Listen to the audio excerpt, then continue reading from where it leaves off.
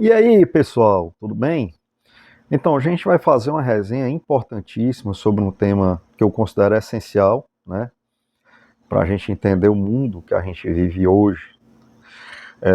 E essa resenha acabou acontecendo porque uma inscrita chamada Michele pediu nos comentários uma indicação para um livro da Guerra Fria, né, sobre a Guerra Fria.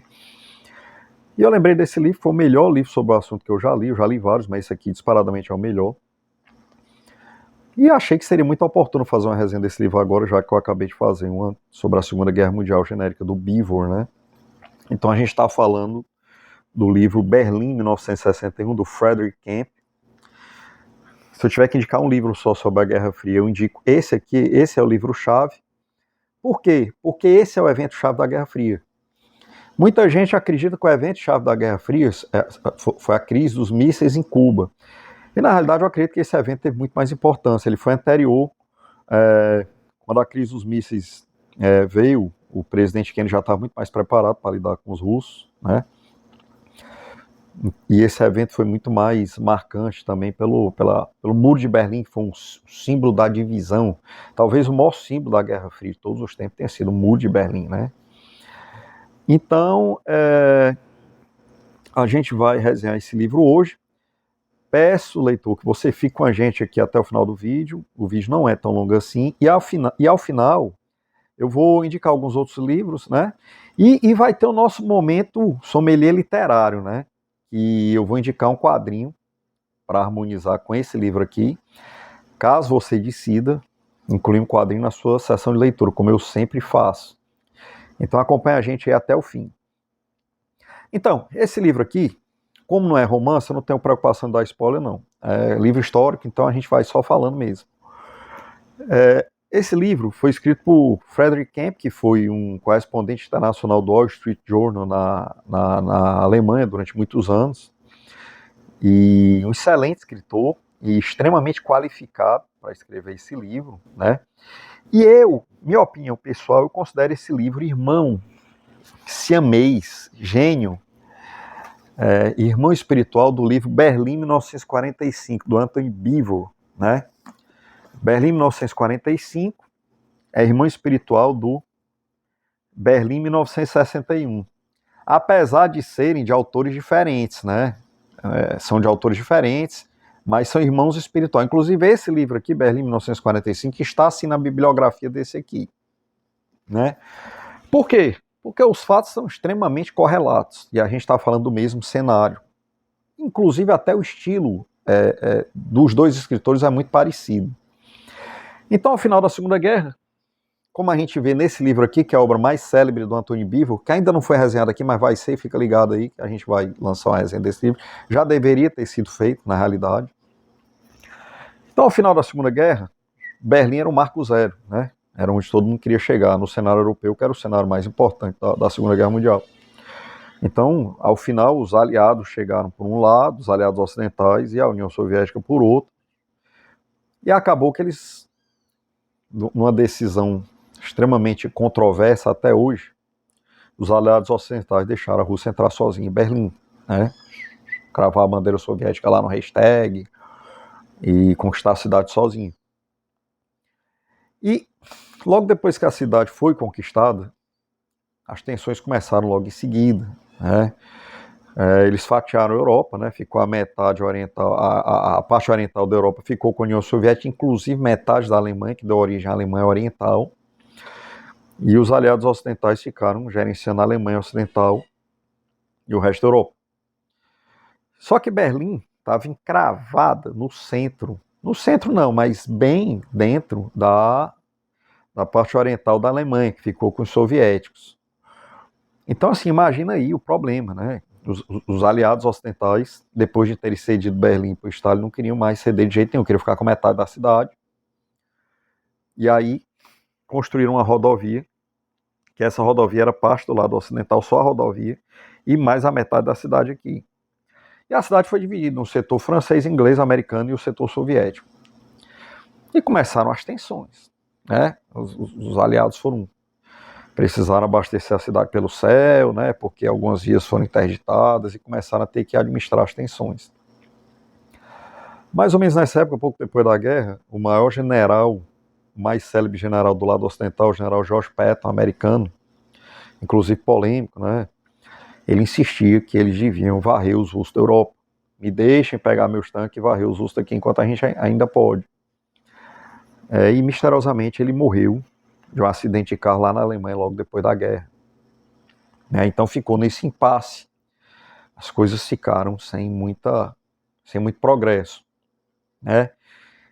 Aí os anos foram passando e a reconstrução da Alemanha, o lado ocidental foi reconstruindo, o lado oriental comunista também. A Alemanha o país ficou no zero, ficou em ruínas. E para surpresa de zero pessoas, o lado ocidental, adepto da economia de mercado, foi se reconstruindo de uma forma muito mais eficiente, mais forte do que o lado oriental. Mesmo a Alemanha estando destruída, com poucos anos você já viu uma diferença grande, né? E isso só contribuiu para aumentarem as tensões. E 15 anos depois da guerra, a gente chega em 1961, e os líderes mundiais são o jovem presidente democrata John F. Kennedy e o Nikita Khrushchev, o líder soviético. E as tensões em Berlim só aumentando, não só em Berlim, mas a Guerra Fria de uma forma geral. Mas Berlim era o marco zero da Guerra Fria. Berlim era o símbolo, era uma coisa simbólica, não se poderia ceder ali de forma alguma, nenhum dos lados. E sobre esses dois líderes, o que é que se pode falar, né? São os dois principais personagens desse livro aqui. O Mao Zedong, também conhecido como Mao Tse Tung, também é personagem desse livro aqui, importante, por incrível que pareça, e a gente vai já ver por quê.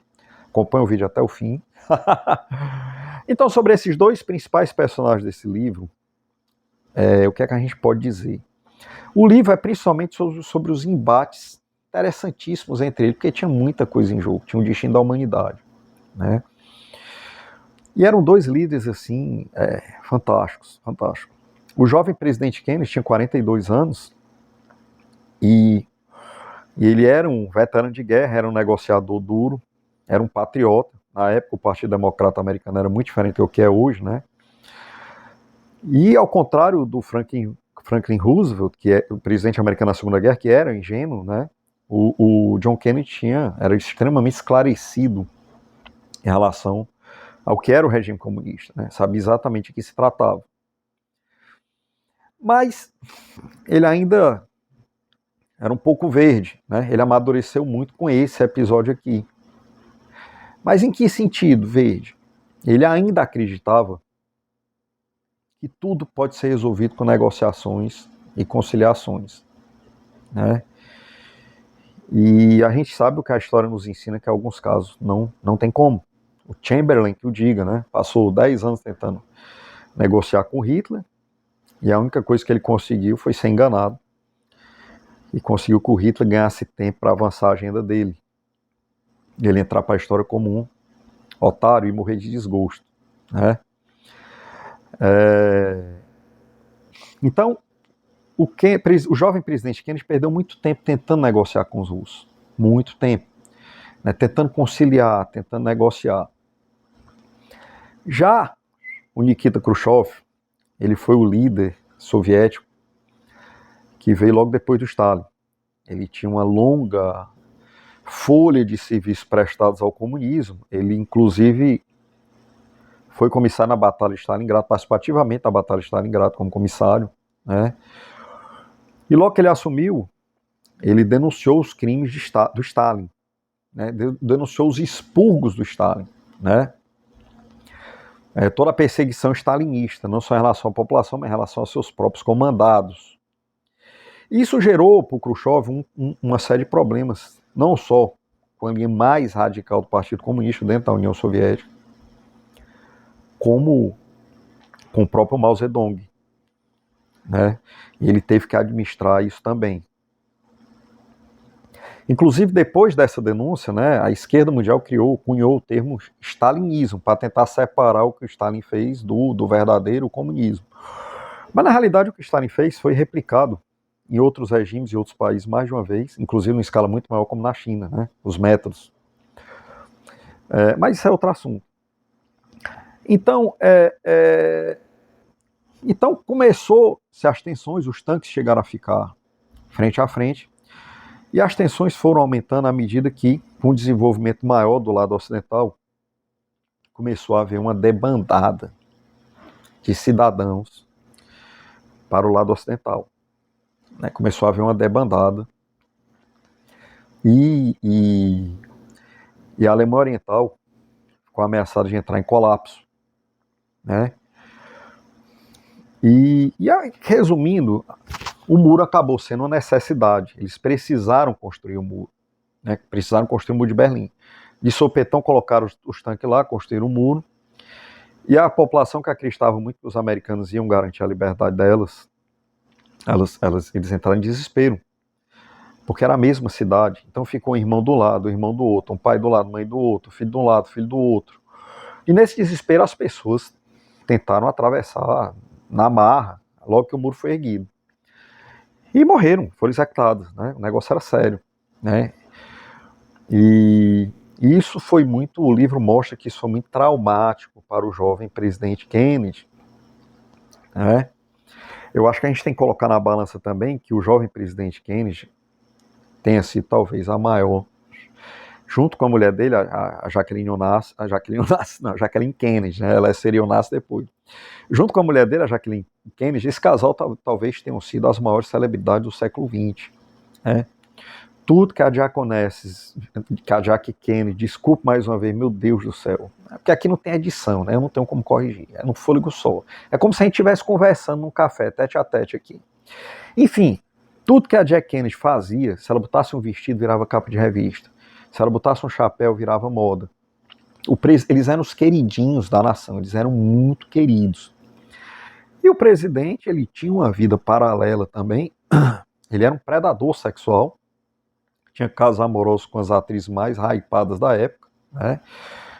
E é muito difícil esse tipo de vida que eles levavam, de altas celebridades, não tem impactado de alguma forma na condução dos afazeres de líder, né? Porque do outro lado o Khrushchev não tinha nada disso. O Khrushchev, quando tinha tempo, se isolava num sítio, assim como Stalin fazia também, né? Na sua dacha particular. Então, assim, tudo isso tem que ser levado em consideração naquele contexto.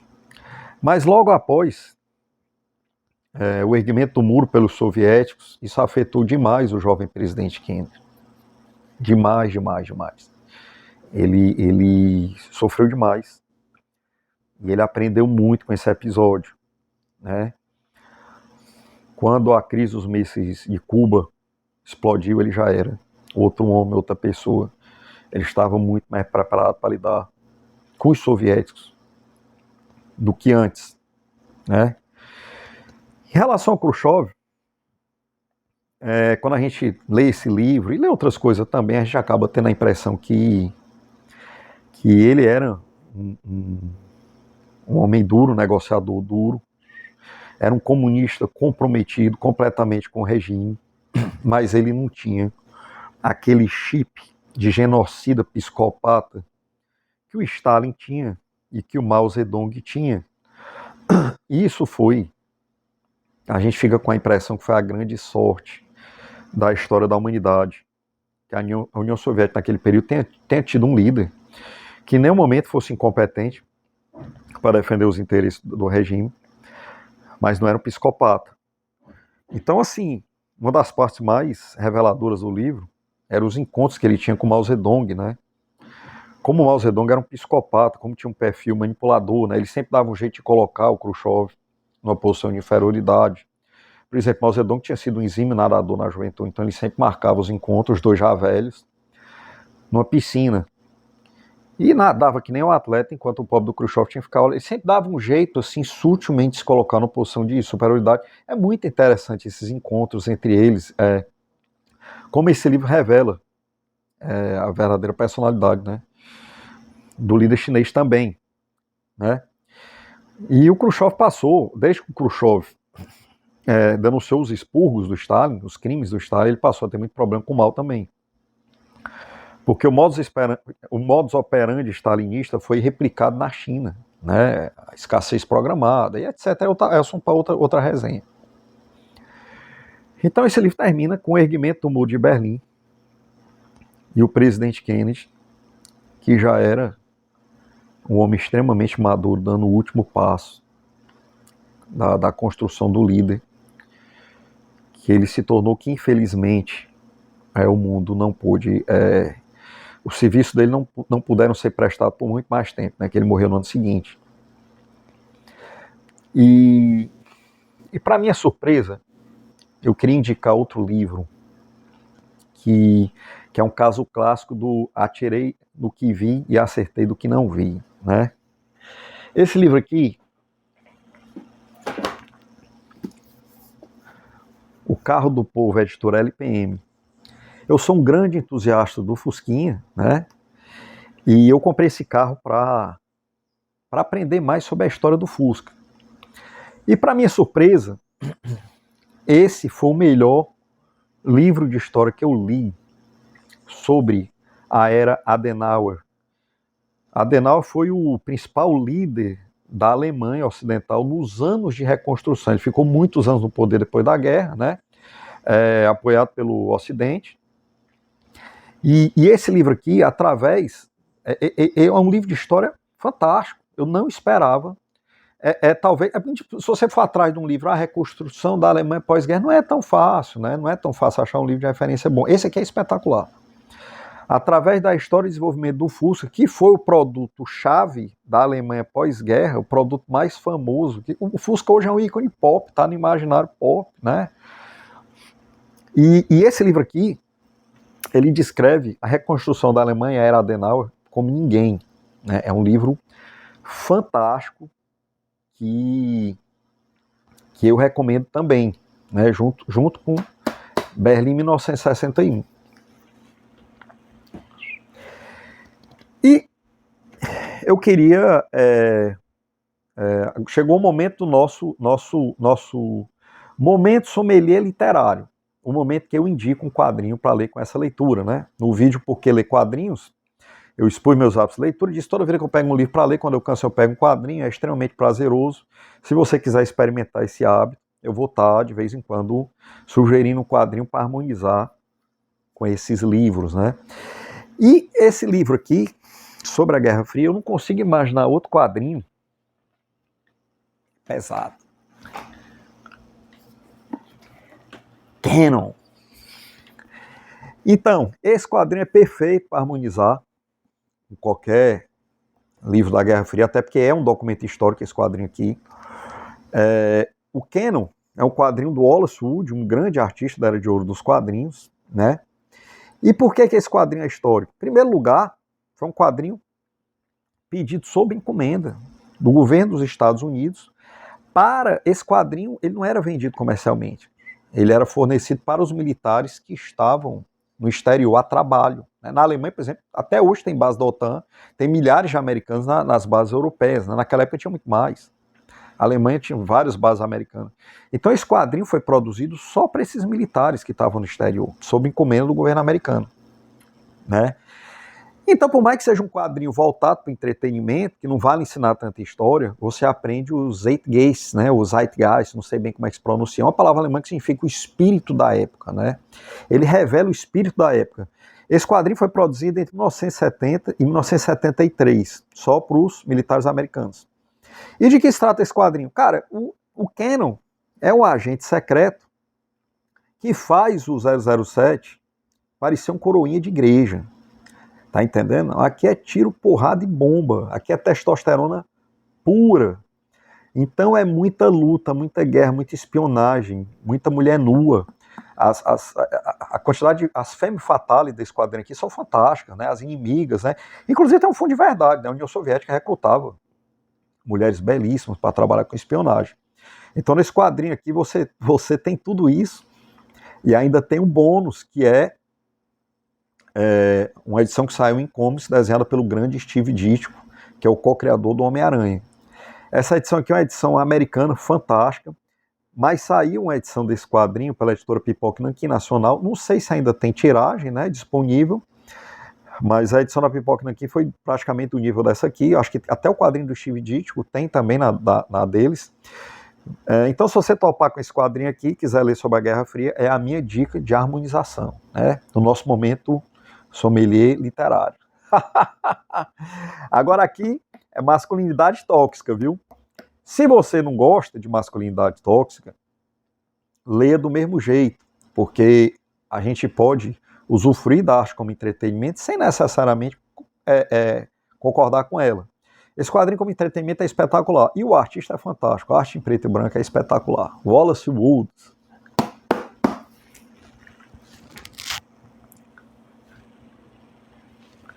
Pois é isso, pessoal. Vou colocando ponto final nessa resenha, agradecendo esse nosso encontro.